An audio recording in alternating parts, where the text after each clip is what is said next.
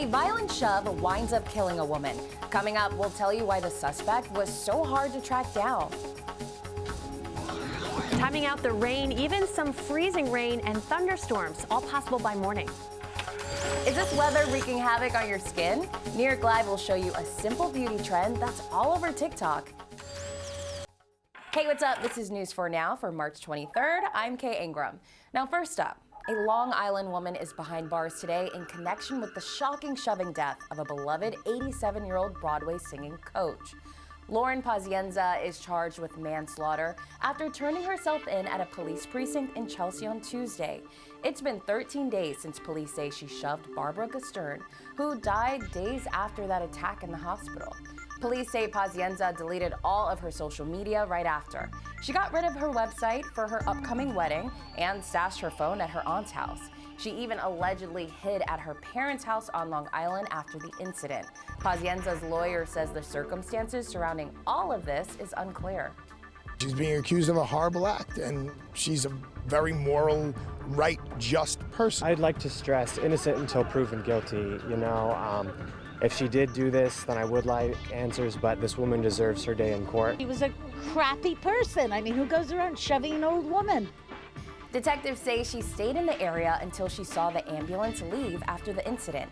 Investigators say she only turned herself in after police went looking for her at her parents' house.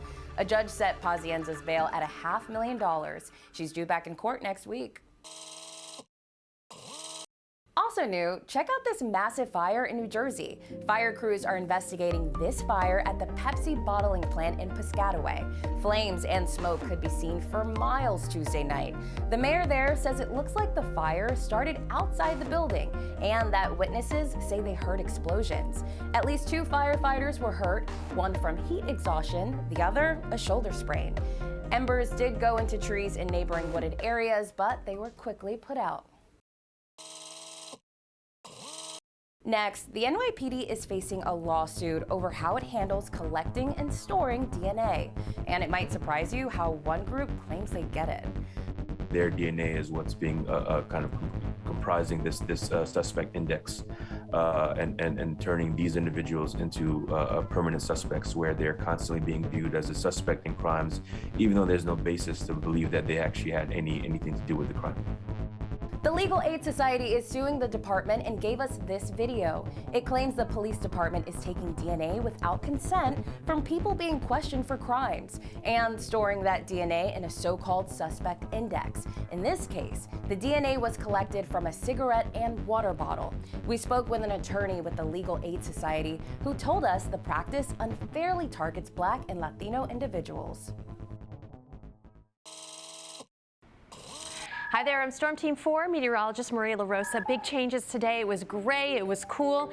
Still be gray, but now we've got showers moving in for the evening. Temperatures staying in the mid-40s really through the overnight. By 11 o'clock midnight, that's when the steadier, heavier rain moves in. So let's show you what that looks like. You can see through this evening spotty showers, but yellow-orange indicating heavy rainfall. That really begins after midnight through the morning hours. And in fact, especially south and east of the city, a few more waves of rain even into the afternoon and some scattered showers into the evening. So maybe 1 to 2 inches of rainfall, but on the northern fringe, it's going to be cold enough for maybe a brief period of freezing rain. So we do have winter weather advisories that go into effect tonight for Sullivan and into western Ulster County. Could make that morning drive a little extra slick. So watch for those conditions as temperatures will be close to freezing by tomorrow morning.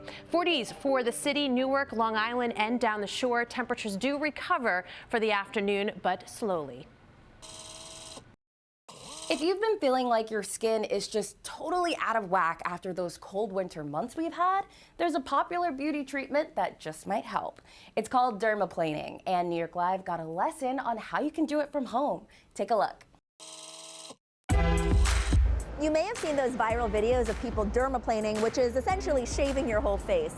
It's supposed to make your skin baby soft. So today I'm going to find out how to do it right.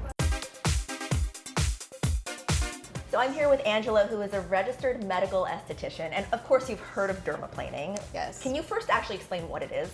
What it is, we exfoliate the first layer of the epidermis on the face. We take off the vellus hair, which is the peach fuzz, so it gives you a better penetration of the products. All right, so show me the magic, Angela. That's it. Let's do it. So we're only doing one side of Gina's face, One right? side of Gina's face. We're gonna stretch the skin. That's the most important thing when we do the dermaplaning. You have to stretch the skin. How do you feel? I don't feel anything. Okay. Oh, you see the peach fuzz coming Yes, right off. exactly. I also like that you keep all of Yes. the dead skin, so after Yes. your treatment, you can You see can, yes.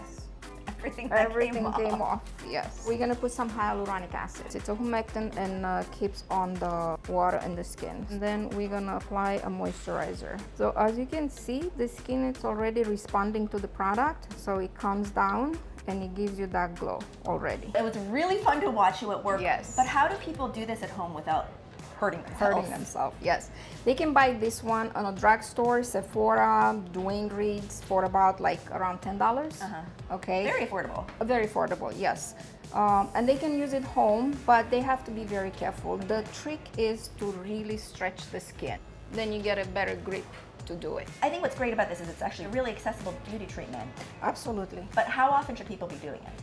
People should be doing it like every 4 weeks for the office, 6 weeks home, not 8 weeks is too much. Okay, but is more than that okay? Because I think I dermaplane like once a No, week. more than that is not okay. You're Oh. gonna hurt your skin. It's too much, too excessive for the skin. I'm gonna You slow irritate down. it, yes. Slow you down get on like my little dermaplaning. stubbles and everything, yes. I got a little obsessed with the dermaplaning. Yes. I will stop. Thank you so much for your Thank you, time and anytime. for showing us everything. Yes, thank you, my pleasure. March Madness has made the St. Peter's Peacocks everybody's favorite Cinderella story and made an unlikely superstar of guard Doug Edert, who's giving some of the credit to his mustache. News 4's John Chandler shows us why. In March Madness, the difference between winning and losing is razor thin. The buzz here in Nutley is all about St. Peter's and Doug Edert. He's on fire right now. Savage-like numbers. The 15th seeded Peacocks are in the Sweet 16, thanks in part to the sharpshooter from Nutley. Edert and his mustache are all the rage in the men's tournament and in men's grooming. It's all fun. I love it. I love the attention. It's really awesome. This St. Peter's alum hasn't missed a game. It's Doug, Doug Edert. He was here. Michael Tenorio owns Michael J's in Nutley, a barber shop Doug used to go to for a fresh cut. His superpowers. Without that mustache, he looks like a baby out there. It gives him more confidence. It's giving him more than just a shot. I laugh at everything that I see on the internet about it. His mustachioed mug is everywhere on social media, some even suggesting actor Timothy Chalamet plays Doug's part in the movie. And this is a made-for-screen story St. Peter's is writing. They're going to fight, they're going to scratch, they're going to do everything they can to win the game. Doug's dad wears the March Madness t-shirt he wore all around Indianapolis. Had to buy it. He wasn't expecting a longer stay. We talk outside the hoop, where Doug perfected his shot. Before he would go in, he would shoot on the hoop outside and make sure at least he hits 2 of them without touching the net. Dad tells us Doug didn't touch a razor during the pandemic until his teammates finally cut his hair. Well, most of it. He was a little grizzly. They decided to take down the beard, take down everything. So why don't you grow a mustache? And like any sports athlete, made a couple shots, we're winning. Made a couple shots, we're winning. Mustache just stayed. And the next time Doug comes in for a cut, Michael knows to keep the razor away from that stash. I think he could actually pull that off. A good look, though I came to realize no one can pull off what Doug Edert can. In Nutley, John Chandler, News 4 New York. All right, friends, thanks for joining us. We'll see you back here tomorrow.